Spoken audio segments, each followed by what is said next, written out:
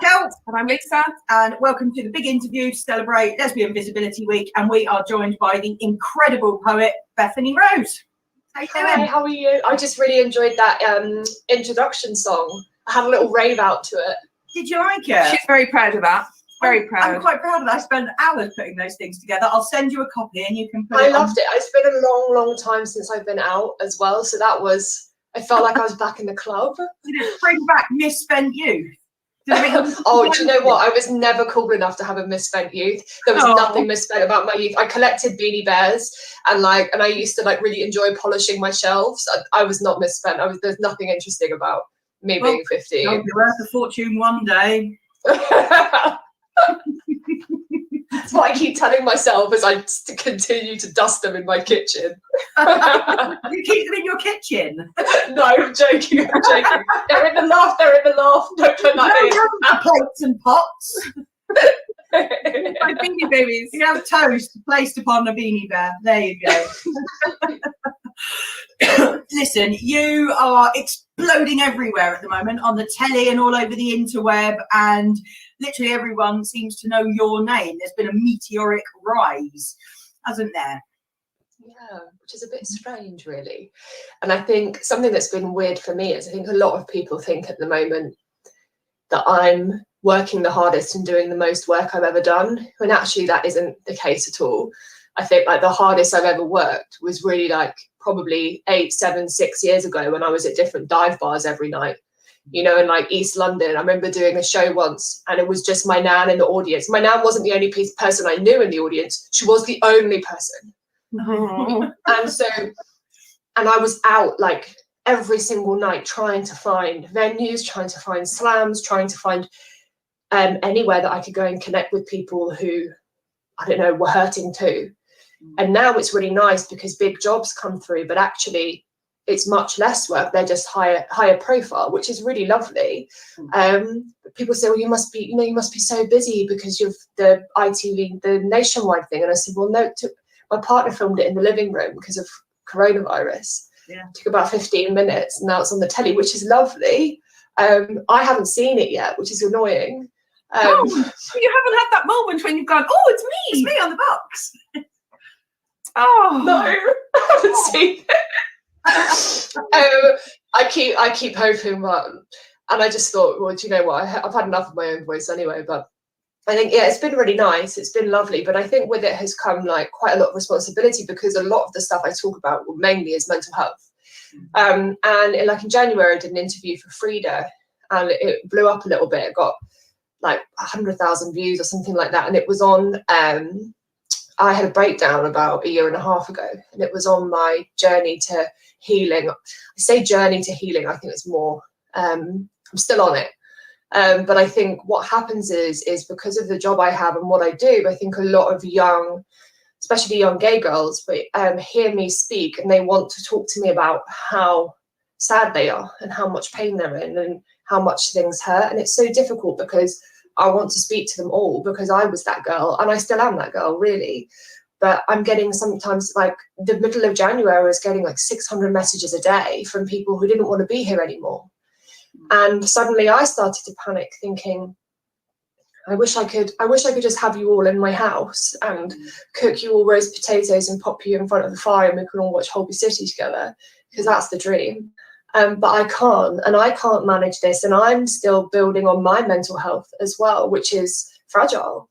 And I think I have a bit of a problem with boundaries and empathy as well. So I get upset if, I don't know, I worry that one of my tops feels left out in my wardrobe because I haven't worn it for a few weeks or whatever.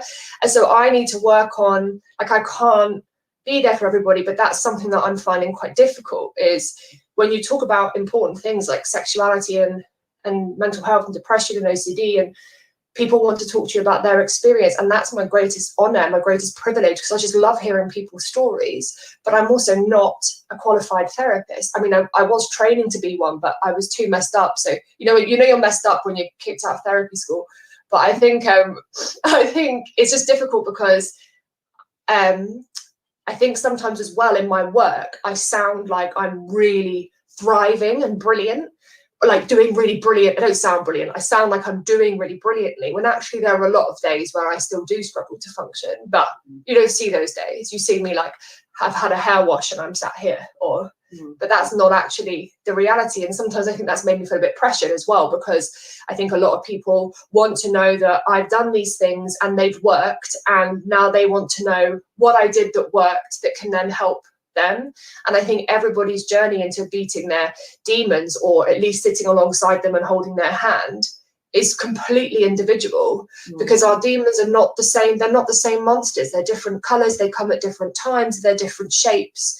Yours will be different to mine. So the way in which I tame mine will be completely different to how you tame yours. So the only thing that I can ever really give is unanimous advice, which seems to work a lot, is try and be gentle with yourself. Because I think I talk about this in my TED talk. Like I gaslight myself all the time. Everyone talks about exes gaslighting. I'm like, I'm my worst enemy, without a shadow of a doubt. The way I speak to myself, I wouldn't speak to my worst enemy the way I speak to myself. It's awful.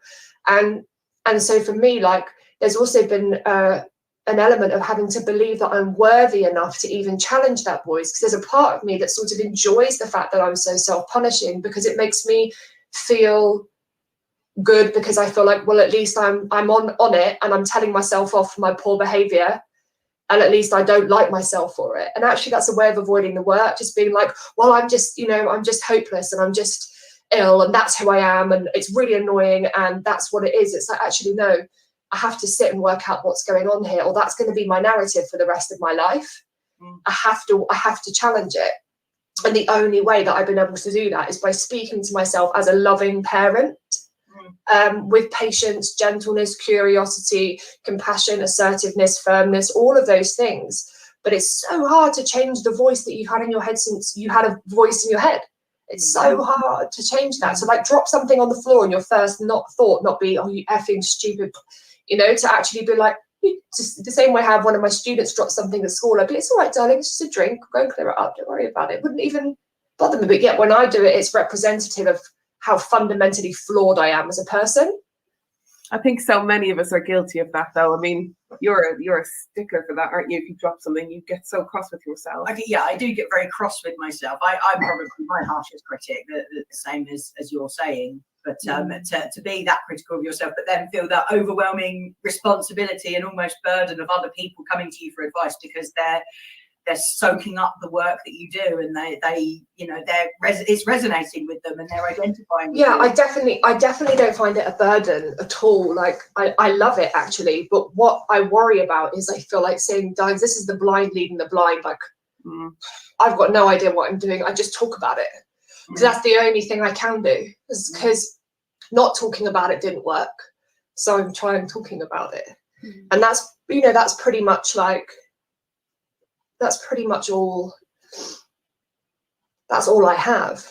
And I think I worry about giving advice to people. It's not a burden. I just worry about, what if I give the wrong advice and they hurt themselves?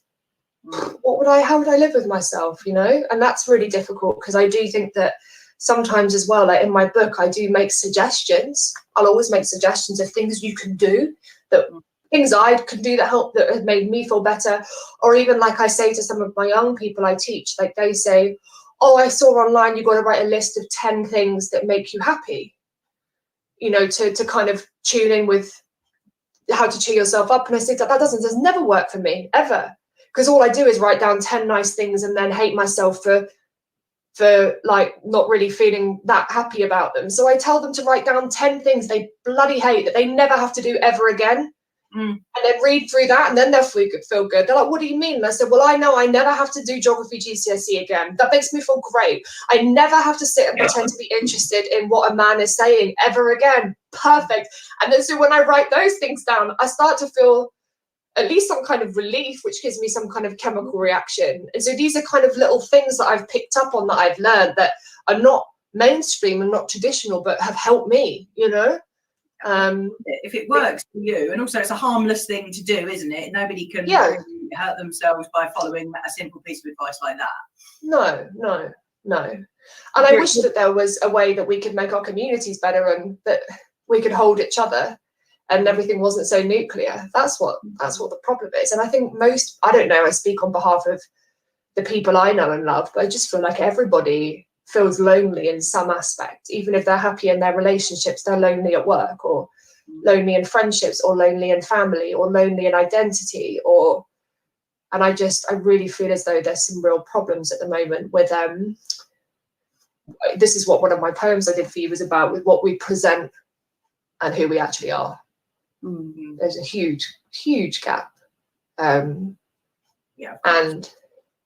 I'm not really talking so much about like filters and stuff, because I know that's true as well, but it's more about, like, I can make a lot of my dysfunction really funny if I want.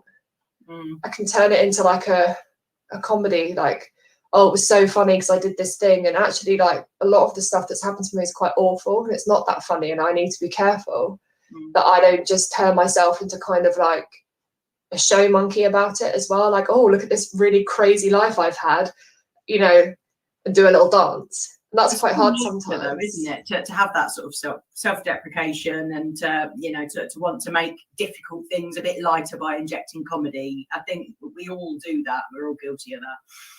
Yeah, I think so. But I think also I'm learning that there's a line where I have to stop doing it sometimes. Yeah. I think it gets to a point where I'm not serious about anything apart from in my poems. And I'll be like, you've had your serious thing in my poem, and now I'm just going to like joke around for a bit. And that is actually a barrier to intimacy, I think, as well. I don't know. Yeah. It would be. What do you think? Yeah, I think oh, I don't know how to say this without sounding really strange, but I think one of the things that you do is you highlight mental health in a way that's really, really unique. And sometimes for people to absorb that message, it requires an injection of humor, because it's hard, isn't it? Like, it's hard stuff to process. And sometimes if you can taper that for other people, then it delivers a message in a way that they can process. But I can totally see how it's really important that you don't do that all the time for yourself, for your own well-being. Yeah, completely get that. Completely. On that, when I am doing performances and things, that I do a mix of both, because I also don't want to give the message to people that your sadness is only acceptable if you make it into something funny. So there has to be a space for both, I think, which is quite hard. Making space for both in one poem is difficult. It's much easier to do a funny poem or a sad poem. It's when you have to try and get them together, because that's what life is, isn't it? It's just so sad and it's so funny. I don't know how else I could best represent depression than that, because sometimes it is just so funny. Like, it's just so awful. I don't know, like, it's a bit dark of me, isn't it? But I think it's real. Exactly that, like you say, it is real, and sometimes actually the darkest things that happen to us are actually amongst the funniest things, because life is weird and wonderful like that, isn't it?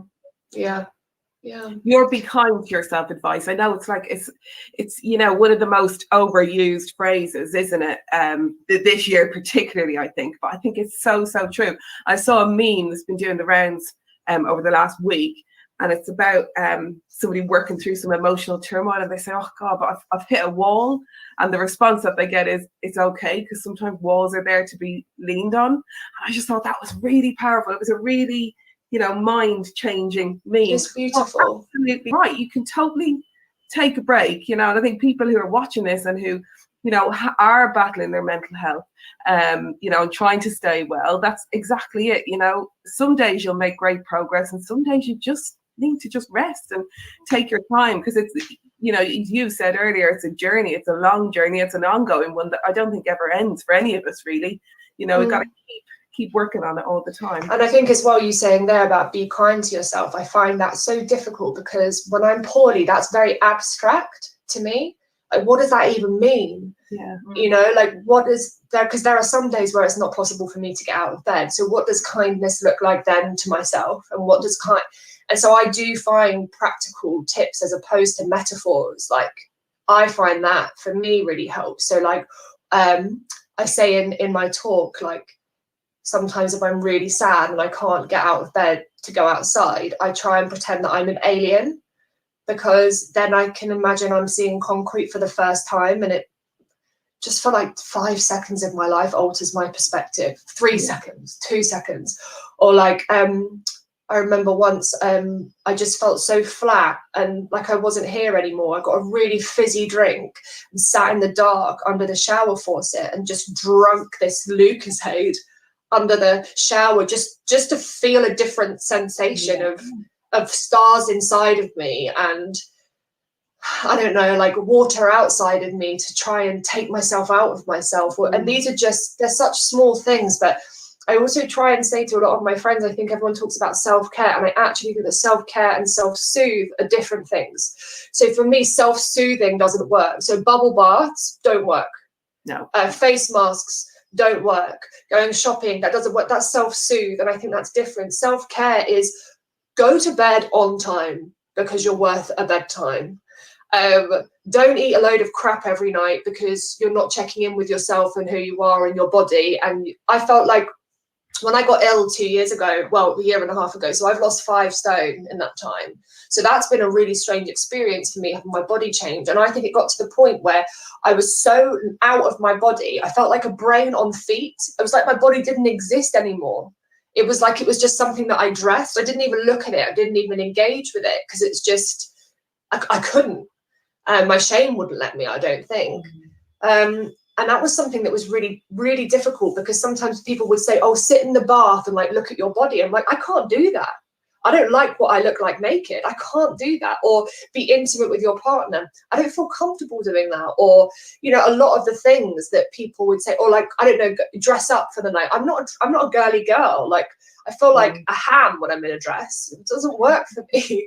So it's like trying to find my own kind of like language, that things that I enjoy doing. And actually a lot of the things I enjoy doing, I hoped in my head would be like cerebral, like reading beautiful novels. And like, it's not. Like, I really like watching 90s cartoons. Like, I love it. I really like eating crisps. I think they're delicious. I really like spending time with animals. I just think animals are the like greatest things that ever happened to us. All these things. And I think I wasn't honest with myself because I was like, oh, well, I'll play the piano and read Tolstoy. And it's like, I get a grip, Beth. Like, just do what you enjoy. No one cares. If you want to go and watch, I don't know, My 600-Pound Life or something, go and do it. No one cares. And that's something I did say in the talk, which is about how I got really cross in the pandemic when everyone was saying, oh, no one cares about your 5K run or your banana bread. And I was like, I care. Make your banana bread. That's beautiful. Go post a picture of your run, and I'm really proud of you, and I'll cheer for you. I don't. As long as you're not hurting anybody, I'm not here to tell you that what makes you feel good is basic or how awful, you know. And I've really objected to that, like people looking down on how people chose to cope. It's that dark side of the internet, isn't it? It's a wonderful tool and it does connect us all in wonderful ways, but then there is that dark side where people feel, you know, almost entitled to, you know, entitled to be horrible. And when I was growing up, my dad always said, if you can't say nothing nice, just don't say anything. And, you know, I live by that mantra, and I certainly would never take time out of my day to go and tell somebody your post is rubbish on Facebook. And and if you don't like something, just ignore it. Like I did a poem called Pink a few years ago for the BBC, and it got like 5.5 million views, and half of that was people calling me a faggot. Telling me I was going to burn in hell, finding out the names of my friends and family and messaging them, telling me that I was ugly, that the only reason I chose to be gay was because no man would ever want me. You know, everything. I had to stop reading comments. I had to stop reading them. And I think, although one of my friends really cheered me up because someone wrote that I was going to burn in hell, they wrote underneath saying, well, you have terrible hair. And it cheered me up. So it's like such a British return, isn't it? But it's just, and suddenly though I felt very exposed because I just did this little poem and I didn't think anybody would watch it because nobody really watches poetry. I had cat hair on my t-shirt. I just thought I got paid like 100 quid or something. And I just went and did this thing in the studio, thought maybe like my friends and family would watch it and a few people would share it. And this thing just blew up. And I wasn't ready for the onslaught. And actually what I found harder was not the attacks on my sexuality, because I'm very open with that, and not the attacks on my mental health. What I found hard was people talking about my appearance, actually. And I say the same to the teenagers I teach at school, and they're like, they can call me whatever they want, but the minute they go for your jugular, like, you know, they go for something about like, for some people it's their neck, or for some people it's their, I don't know, just the way you move in a particular way, or the way you pronounce a word wrong, or that very personal thing. And I had to stop. So I haven't seen that video in a long time because I can't face going on it and I had to turn off my inbox, and because I just got so many people, you know, really threatening messages as well. Like, I'll just show you that the men have been getting it wrong, and I'll correct it for you. You know, all these I'm not going to say too much because it's radio, but like the awful stuff. No, but actually, do you know what? I think the people that you touched and the people that really took something from that, and I'm sure a lot of people that were struggling with coming out and identity probably took so much more from it, you know, and it was a worthwhile thing because it's a beautiful poem, it's an incredible poem, and it's how we began to know you and to look at your work, and it's really powerful, and I think we loved it.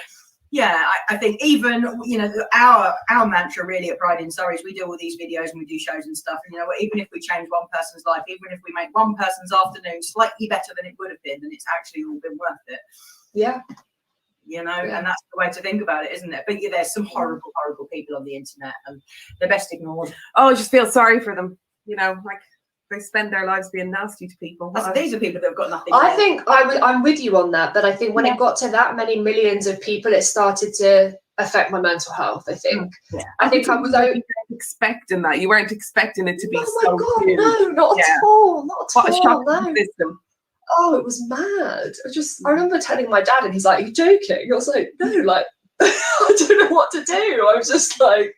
It was just such a strange experience, and I think what's been strange as well is that then the stuff that followed, you know, because that's when I did you know, like the women's stage at Gay Pride, and you started doing stuff at Diva, and my book came out, and all these lovely things happened, and I feel so lucky. And it's difficult because some people say to me, "Oh, Beth, don't you think that being depressed and being gay is like it's just a label?" And I said, "But it's really important for me because I didn't know anybody depressed or anybody gay growing up, especially someone who was both, apart from Stephen Fry, who was a man, so that didn't apply to me.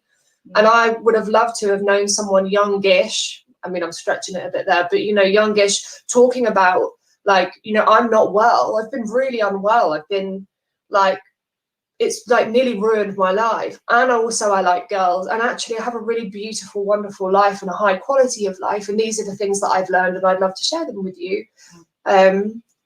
Sometimes it's hard, I think, when you have bad days, and it's difficult because I want to say, don't listen to me. I don't know what I'm doing.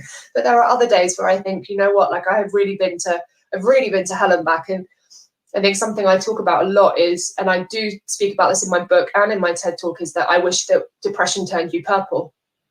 Because I think then if you were purple, everybody would just be like, Beth, go home, like you're bright purple, or I can't believe you did all this, you're purple, or you're starting to look a bit purple, you need to go to bed, baby girl, or oh, can you leave her alone because look at her today, have you seen? Or it would be so brilliant. It would be so brilliant, but like how devastating that the thing, I mean, obviously it could be a lot worse, I know, but the thing wrong with me and us and the people I love, you can't see it. So we have to tell. And so that means we have to be good at language. Otherwise we can't access help. That's crazy to me. And the NHS is, God love it, it's on its knees with mental health, you know. It's unless you've got no capacity, unless you believe you're Jesus, even if you try and attempt suicide, you're sent home that night. There's no beds. And I have I've had friends I've taken into A&E because they've tried to horribly hurt themselves, and they're sent home within 3 hours once their stomach's pumped, or there's no room. And what's really sad as well is that there's no capacity for any early intervention work. So particularly with young people, I just think it's just appalling. You can't get a CAMHS referral for a young person anymore. And it's just dreadful. I despair, because to me that is the key, you know, getting in early. Of course it is, getting in early. Yeah, exactly. And that's what saves the ambulance trips 15 years down the line when they're so desperate, getting the help first of all, preventative measures. It's just a mess. And I'm not criticising the NHS, because for other stuff there is brilliant stuff that they're doing. But mental health, it's a tragedy. It's just, especially I think for people that are really poorly and quite isolated, because they can't advocate for their care and they don't have people to advocate for them either. So they just fall through the system. And I sometimes think the only reason, that I was taken seriously is because I'm able to talk quite lucidly about it. and I've got a strong team of people behind me that fight with me. So they think, oh, we better give her some help because otherwise someone's going to kick up a fuss behind her. Isn't that sad? Like, I just, yeah. And that's why we need to be those people. We need to be allies in all sorts of ways, not just because we're gay, but to people who have mental health issues or any other issue. You know, it's really important that we are that we offer that continued friendship and support to make sure that massively. And I think being gay, everyone always says, oh, we struggle with who we are, or there's actually some other problems in the gay communities, I think, that cause mental health issues as well, such as, like, I've seemed to think in London there seems to be this thing that you can only be a cool lesbian if you pretend you don't care about anything or anyone, which is so common. No one's warm, or, you know, like, it's all this very like, all right, mate, yeah, you know, and it's just like, I don't really understand it. There's no places that we can go. There's no, like, female bars or, you know, even candy bars. Everything in life late. So my friends who were falling in love, who were kissing behind the bike sheds at 12, falling in love at 15 and having their first relationships at 16, I had to learn all of these things but my brain and body had developed already, but yet emotionally I was 12 or 13. And so a lot of the time in the way that I loved, I was very much like a little girl or a young girl, because I hadn't had the opportunity to learn how to govern my emotions with somebody who I felt intense love for, because I hadn't been with a woman growing up. I had never been able to learn my emotions at the time you're supposed to learn them. So I felt like I got judged a lot back in the day, not anymore, but for my relationships, for the way I handled relationships often being inappropriate or very intense, or that's just because they were the first times I was doing them. You know, I was a baby, really. And I say now, I've been with my girlfriend for 11 years now, but I always say to people, you know, please never be afraid to come and tell me that, like, I don't know, you've, like, drawn upside your girlfriend's house and you're crying and, you know, and you feel crazy. And because of course, you know, we feel things more intensely because we weren't ever allowed to bloody feel them or admit it to ourselves. So I'm here for it. Yeah. I think it's easier for the you know, the younger generations now, because they all, you know, come flying out of the closet at 13, 14, and, you know, they're so I don't know if I agree with you on that, though, because I think, especially in the boroughs I teach in with young black boys as well, Caribbean boys, Nigerian boys, Ghanaian boys, you're not allowed to be gay. Girls from Indian communities, Jewish communities.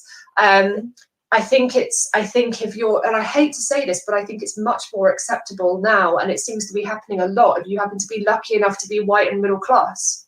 Yes, yeah, absolutely. And we've had this conversation with lots of people, and there definitely is issues within the, you know, the black and the BAME communities. You know, culturally there is an issue with coming out.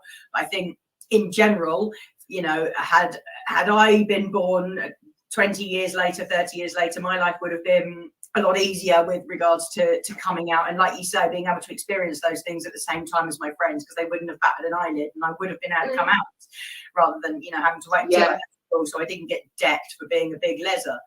Yeah. I didn't even realise. I just didn't feel anything with boys. I thought there was something wrong. And I had crushes on my teachers, and I didn't know anybody gay apart from Ellen DeGeneres, I think. That was it. I didn't even really know, and there was no internet. I didn't even really know it was a thing. Like, what was I supposed to do? Look it up on the day we got in Carter? Like, it's just not, I didn't. And it was only when, you know, I'd had a bit to drink when I was 18 and I kissed a girl, and all of a sudden I was like, oh my God, yeah, I'm not sure I even knew the word lesbian until I was, like, in my mid-teens. I didn't even know it was thinking. I grew up in Ireland, so completely different kettle of fish there as well. But yeah, I think things have improved. Like, we've got a 15-year-old, and she's grown up with us, so, you know, she's already going to be in a different mindset, but she identifies as a lesbian.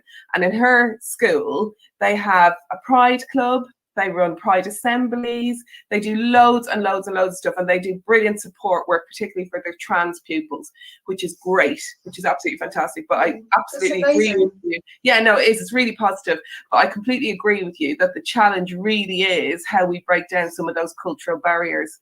But also, even I spent years teaching at a Catholic school where I'm not even protected by the diocese. Their children can't even know that I'm gay. It's just, and it was predominantly white middle class, but it was Catholic. Yeah. And I mean, with hindsight, a terrible idea to teach there, but I was a young teacher and it was a job going at the time in Bethnal Green and whatever. But my God, like, you know, if I had a kid come to me, I was told, I ended up having to leave in the end, but I was told if a child came to me, a teenager came to me and told me they were gay, to hand them a Bible. And this is 7 years ago, 8 years ago, you know. I said, I can't do that. It's sickening. I don't even believe in God. So I think it was extra complex for me. And I loved the job, but I had to go because I couldn't. Just didn't work with my principles, you know. And then again, that leads to mental health issues as well, and it's just such a minefield, isn't it? Yeah, it is. But listen, can we talk a bit about your writing? Can I just ask you, is your writing for you or is it for other people? Oh, that's such a good question. No one's ever asked me that. It depends what it's for. I mean, some are for other people. Like some people will say, oh, I don't know, like Amnesty International will ask me to do a piece about something for them, and in which case I'm writing it for them, or I'm doing a commission for International Women's Day, or but most of my poems, they are for me, but they're for me to perform into a room of other people, and they are all intricate code ways of saying you're not alone, I feel it too. And I think for me as well, something like, I mean, I cannot stress this enough. Like, I do not understand this world at all. I do not understand it. I don't understand capitalism. I don't understand war. I don't understand people eating animals, like the whole lot. I'm just like, it just blows my mind. It makes me feel sick every day. And of course, it's beautiful and fun and wonderful and all of those things. But like, it's also completely dystopian. It's just a nightmare. Like, you know, Australia's on fire, and it just. And so for me, I think the reason why I got into spoken word in the first place was the first time I saw somebody stand up and read their poetry. It was like they were just saying, yeah, I feel it too. I see too. I'm awake as well, and it's painful, but once you've woken up, you can't go back to sleep. So let's be awake together. And I think also as well, like, I've been to spoken word evenings where people have read their work and it's beautiful, like spellbindingly beautiful, but it's not performance poetry. It's to be just read. And the same way also, I've got some friends that are incredible performance poets, but they won't get published because it doesn't work on the page. It's quite hard to get that balance as well, I think, between the two different sides. It has to be, for it to be able to work on a stage and to be able to work on the page has been really difficult. I think, but I think most of the time I am writing for me, but I'm writing to try and tell people I'm really, really hurting too. So if you are, I hope you realise that you're not on your own. Yeah, that is it's a bit cliche, isn't it? But I do think that's what it is. Just even the Pink poem was about how I'm not girly and I'm not a tomboy, so no one knows where to put me. Yeah. And I've got so many friends like that. So they're not a butch and they're not a femme. So they're ostracised from the lesbian community as well. And then people tell them they don't look that gay. And then they feel like they can't meet anyone at Pride because people look straight past them because they haven't got a shape on the side of their head or whatever. And so like, I was like, oh, I'll talk about that because I've been there before where I felt like I don't belong in the straight community because I'm gay. And I don't belong in the gay community because I look straight passing. Should I dress more gay? Do I have to actively look gay in order to prove something to people, to prove that I am? I don't know. I mean, now I don't care, but when I was 23, I did. I really did. And it's hard, isn't it? Because when you're gay, especially if you haven't had a girlfriend, it's really difficult because you feel like it's almost like when you're straight, you could not be with anybody until you're like 30, but say I'm straight. But you feel like when you're gay, I think it feels like you feel like you have to have been with a woman first to be able to say. Yeah. And it made me question who I was, being like, well, I don't do this and I don't wear this and I don't talk like this and I'm not sporty and I'm not. But those were all the things that at the time, it's different now, I think, but at the time I was told I was going to be or supposed to be because I was gay now. So, but you were very girly growing up, or but you wear dresses, or, you know, all that. But I'm not that girly either. I'm not girly enough to be like, you know, like I don't wear stilettos and like glittery makeup either. So I just felt like I didn't fit in any category, in any aspect. And I think that is the world of poetry. It's just absolutely full of misfits. Like all of us, none of us are cool. Well, it's quite cool now, I think. The last couple of years, very quite cool. But it wasn't when we started. Not at all. It was like just like totally like a bunch of load of broken, lonely Londoners who would just go and speak into a mic. Often there was a night called Spoken Word London, which was on every other Wednesday, which now is packed and you can't get through the door. But for the first 3 or 4 years that I did it, there was 5 or 6 of us every other week. Same 5 or 6, and we get up, and we didn't even need a microphone. There wasn't enough people in there. And so it wasn't really about poetry in the sense, it was more about community. I suppose it was a bit like reading your diary to a room of people that were empathetic, which was really healing and really lovely. And then I thought, well, I could make this rhyme. So I did. And then it just sort of went from there, really, I think. I don't think now, and I say this, people always say to me, how do you break into the spoken word world now? I say, I have no idea. It's so saturated now. When I started doing it, no one was doing it. It was Kate Tempest, me, and Holly McNish, a few other people. That was it. Now I think it's much more difficult, especially with the pandemic now as well. Like, there's no small gigs, small shows, where small slam competitions. You can't. It's a really hard thing to break into now. Really difficult. Does it feel like when you're standing there, particularly if you're saying, you know, in a small venue and there's 3 people there? I mean, that must be really difficult to stand and expose yourself in that way. Does it feel cathartic, or does it feel absolutely terrifying? Do you know, it's the only thing in my life that doesn't feel terrifying. That's incredible. Because that is incredible. What feels terrifying to me is like when I used to have to go into work every day and pretend I enjoyed it.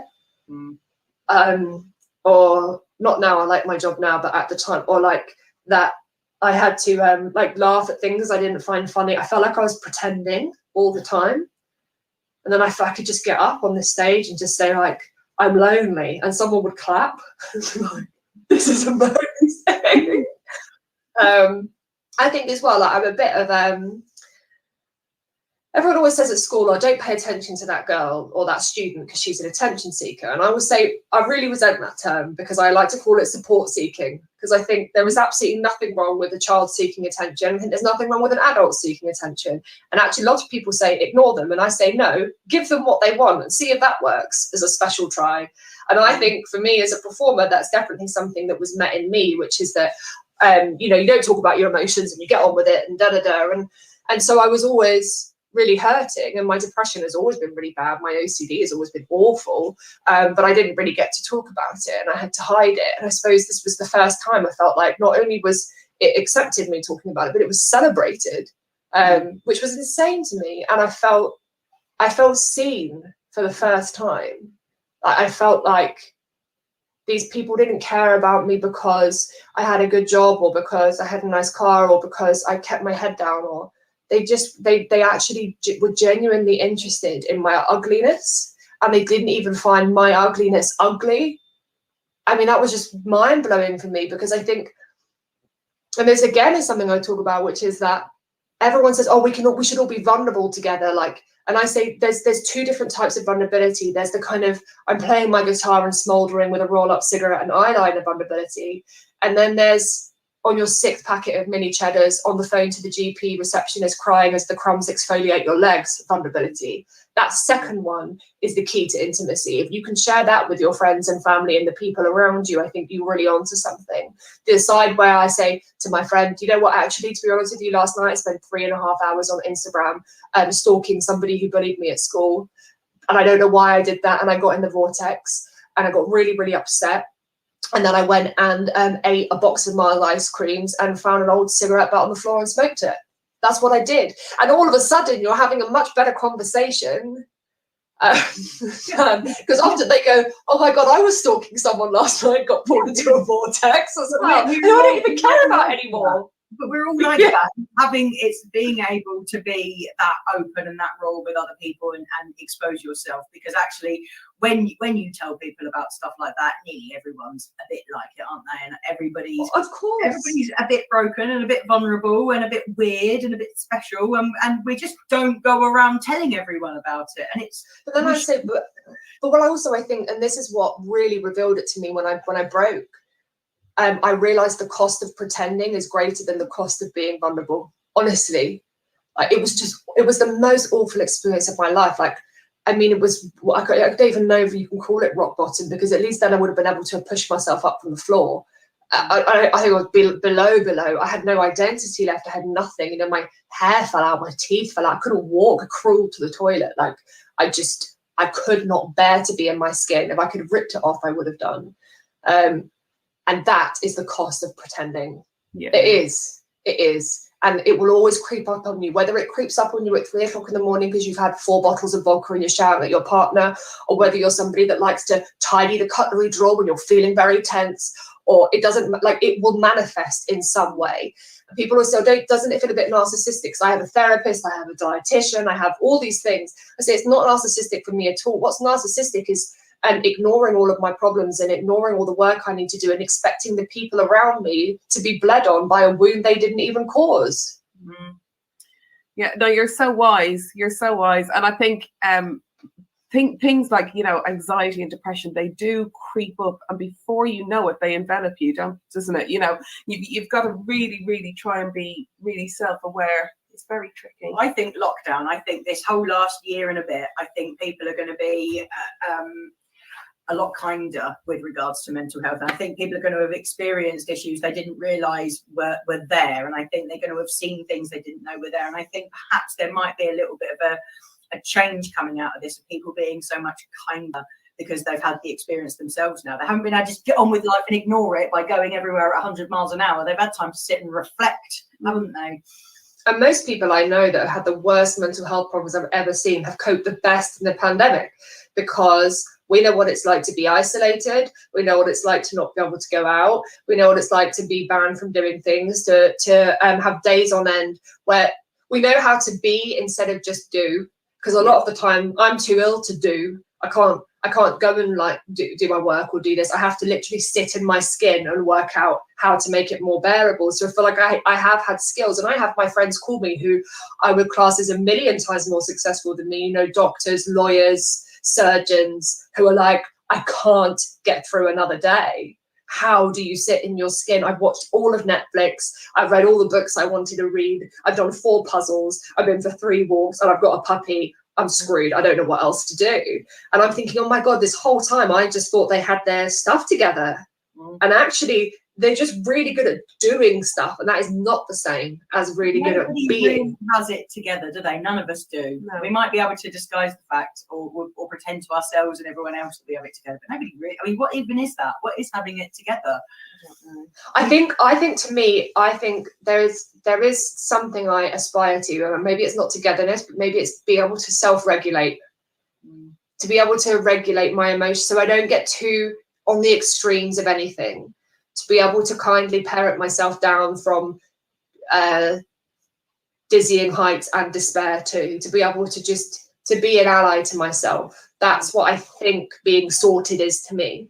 Yeah. To be able to sort of, you know, I don't know, just for someone to go away for a week and me to be okay on my own, to go on holiday to Greece for a week on my own and not want to pull my skin off. That would be great. So I think maybe there is no such thing as that, but maybe for me there's something like if life was a degree, like it'd be nice if it was a 2-1, like a solid 64. You know, yeah. I don't want a 90. I don't want this 40. I just want it to be like lovely and nice. And I want to be able to be interested and fascinated in things that are the everyday, like what the soap suds look like over my hands when I wash up, and a nice new candle, and the blossoms coming out at the moment. And I've never noticed it before now. That might be Prozac. That might be all the work I've done on myself. I don't know, but it's nice to notice it.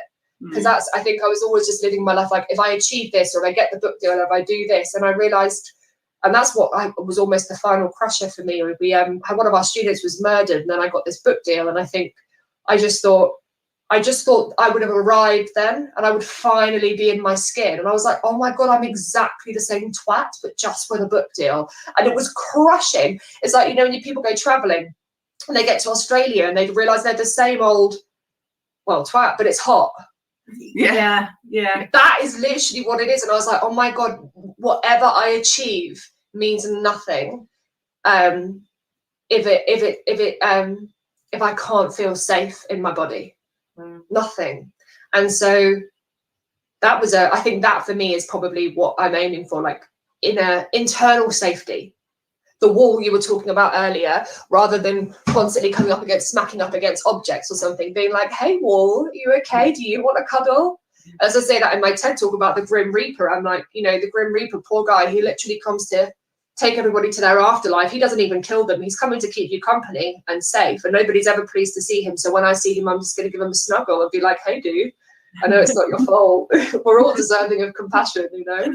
That's an interesting way of looking at it. Listen, you've touched on your TED talk a couple of times. How did that come about? That's a crazy opportunity.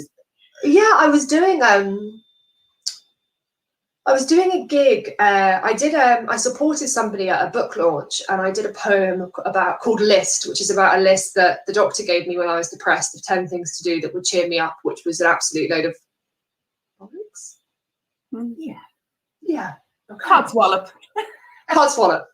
And then a friend of hers saw me perform there and asked me to come and perform at like a members only club, which I've never really done before, which was quite cool. And there was someone sitting in the audience who is the director of London TED, and got in touch with me. And she got in touch with me at a time when I was on suicide watch, so I wasn't checking my emails. And then someone told me it had come through, and I remember thinking, what? I just couldn't even. I was so ill as well. I remember thinking, I'm not going to live long enough to be able to do this anyway, because they said in a year, you know. So I just said, just reply for me and say yes, because on the off chance I'm still here, it would be a great thing to do. And then anyway, I started to get better after a while. But then, of course, it was supposed to be at the Barbican, and it got moved because of COVID. Yeah. And then it ended up being filmed in Abbey Road Studios, which was a really surreal experience, because I have never done a show before to an audience of nobody, ever. Spoken word is not, and it was so, well, it was there were a couple of people in there were the techies in there, and Marianne, the director, was in there, but there was just 4 cameras and me, and it had to be exactly a certain amount of time as well. And I didn't have anyone, you know, like, so even if you two right now were in the audience and I made a little joke and I saw one of you, like, even do a tiny smile, that would then bolster me to, you don't get any of this. You just think this could be completely like dead to people and they just might not get it, and I've just got to have to go with it. And that was hard. But then also I do teach rooms of teenagers, so I am used to no feedback, like dead face. Yeah. So I just sort of pretended I had my like naughtiest kids in there. But I think, and so so they asked me to write something, and Mariam had heard this poem, and I said, why don't I do something around this idea of how people are constantly given printouts and lists, and they're so well-meaning and they are so soul-destroying. You know, my friends ring the crisis line and they always told, you know, say, I don't want to be here anymore. And they say, have a bath, make a cup of tea, walk around the block. And it's like, wow, is this all we have? But then I think, well, what do I expect people to say? What is it that I think people are going to be able to say? And actually, nobody can say anything. It's about your relationships you have with people. It's not really about, no one's ever said anything to me ever where I've gone, oh my God, thank God you told me that. Now I feel differently about everything. Never. But someone meeting me constantly with compassion, understanding, and patience has changed things. But this poem, so I ended up doing, and I said, why don't I do a little bit of a talk before, a little bit of the poem, and a little bit of a talk after. So I did an introduction about my breakdown. I did the poem about the 10 things that I was told, 6 things. I changed it to 6 because no one had time to hear 10. 6 things I was told to do, and which none of them worked. You know, I'm talking about like going for a walk with a workout buddy, going to the cinema, reading books, which I think got me into the trouble in the first place that I'm in. And then I finish on a more cheerful note, which is I talk about 6 things that did work, 6 quick things that did work. And it was an amazing experience. But again, like, it's been very strange because it came out in January, but we've been, you know, I've been in going to school every day, and here in my living room with my partner, like there was no after party, there was no meeting people after it. You know, we had an Uber pick us up, take us there, have our COVID test, I went in, had a quick mic check, did it, and then got bundled back in and sent. And it just almost doesn't feel real. It was an incredible TED talk, though. We shared it everywhere, and everybody that watched it came back and said how powerful it was. Really good. Yeah, it you know, I know it's not quite showbiz or anything like that, and you only popped out and did it in an Uber, but it was really really worthwhile. I think, you know, it looks super showbiz on the screen though. So it looks like you've probably got a peach schnapps in a special glass just somewhere else. Oh, that would have been nice. Yeah, there was no peach schnapps. Yeah, but you know, they're like a little blue plastic monkey hanging off the side of and an umbrella. Yeah, of course. It goes without saying, doesn't it? But, you know, honestly, it was a really, really powerful TED talk, and we both very much enjoyed it. Very much so. Very much so. But we also enjoyed this. We've got a bit of a shine, but I don't know, I'm sure people will be able to make it out. We can do this, look. Oh yeah, fabulous. This book is amazing. We loved it. We love this. We and what you were saying earlier about the challenge of transferring your poetry to paper, you master it in this. And so much so that we were able to read it to each other. We lay in bed and we read bits out to each other, and thoroughly enjoyed it. Absolutely loved it. And I love the illustrations as well. Were they you? Thank you. You do them. Thank you. Yeah. I love them. They're really good. I'm just looking for but our copy's now all dog-eared and everything, where we've really That's loved nice. And that you read it to each other. That's like the most beautiful thing I've heard in weeks. Thank you. A lovely thing to say. I love this. I won't stop calling out until the neighbours know your name.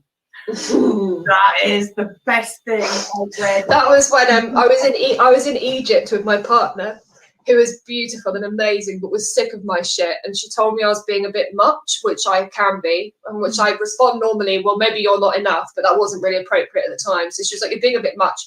So I was like, right, I'm going to go away and do something practical. So she went to like the gym for the day, and I was like, I'm going to go and like tidy up the hotel room, go for a run, you know, all of that. And I did, and I sat down and then I wrote Dazzled. I wrote a love poem for her. And she came back in and said, how was your day? And I said, I haven't been very good at doing what I said I'd do. Playing it cool. What I've done is I spent the whole day on the patio writing you a love poem, and she was just like, oh god. And instantly you were forgiven.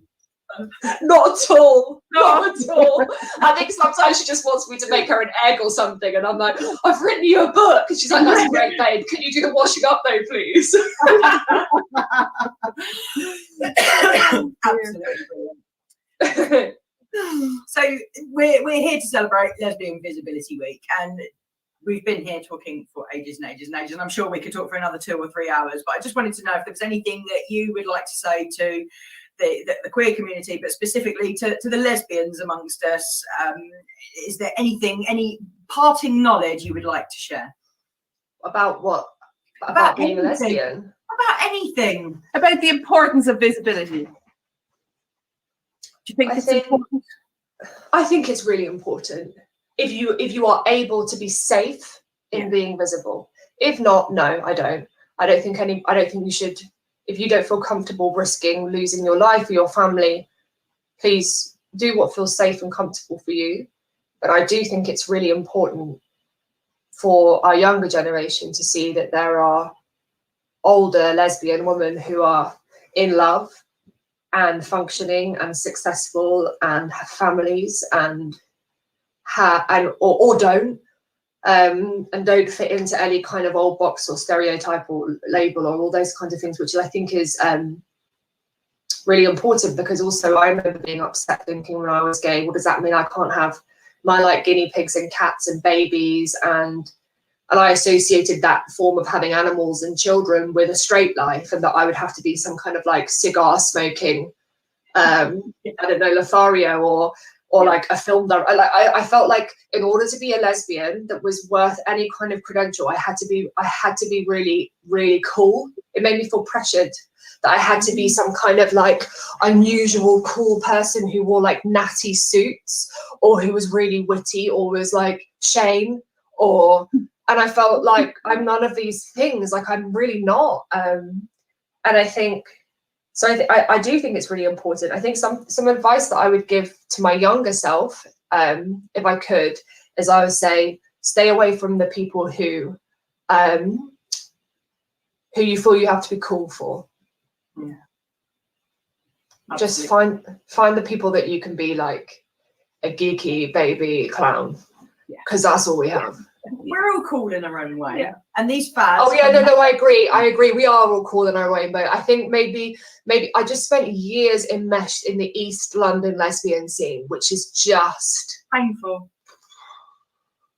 Really hard work. And there's a lot of drugs, there's a lot of problems with addiction, there's a lot of problems with earnestness and irony and connection and intimacy and coolness, and I think and clickiness as well, like these impermeable lesbian groups of people that wouldn't allow new people in, or wouldn't, I don't know, like, or I remember there being this group of older lesbians in a candy bar once, and I introduced them to a younger friend of mine, and they just rolled their eyes, and I was like, God, imagine if an older lesbian had rolled their eyes at you guys when you were in your 20s. Like, this is like the greatest night of her life. She's literally never been to a gay bar before, and you just looked at her like she was a piece of crap, you know? And I think it's so rude. So what the advice I give to younger people, to myself, is like, no one's that cool. Everyone's pretending. Don't worry about it.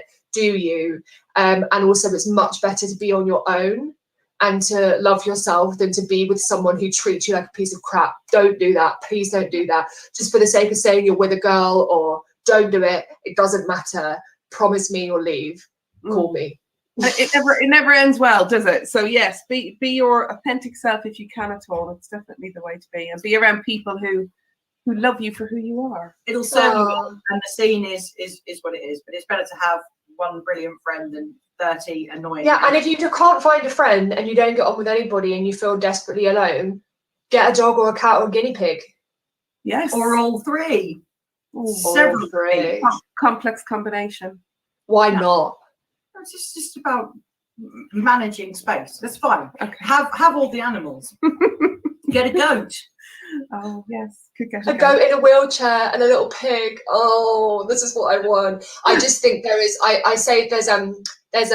It was in my original talk, but it had to be cut because of time. But there's a whale called Whale 52, right?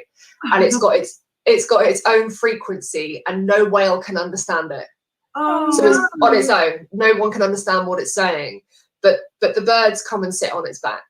Oh. And I always say, even if people can't understand your frequency, there is someone or something or some creature out there that is. Yeah. Even if that person is your reflection, even if you're your only ally and your greatest friend, even if it's a plant, even if it's a bumblebee, like there is someone or something, even if it's you, for everybody. I believe that wholeheartedly. Yeah, that is a lovely way to round up, and that is a beautiful way to round up. So listen, Bethany Rose, thank you so much for joining us at LGBTQ Online for Pride in Surrey. Thank you for joining us for Lesbian Visibility Week. Thank you for being so open and so honest and so raw and so real for us, because people need that. It's refreshing. Thank you for having me. It's been a pleasure and a joy. Thank you so much. And thank you. Hopefully we'll speak to you very, very soon. Thank you for having me. Take care.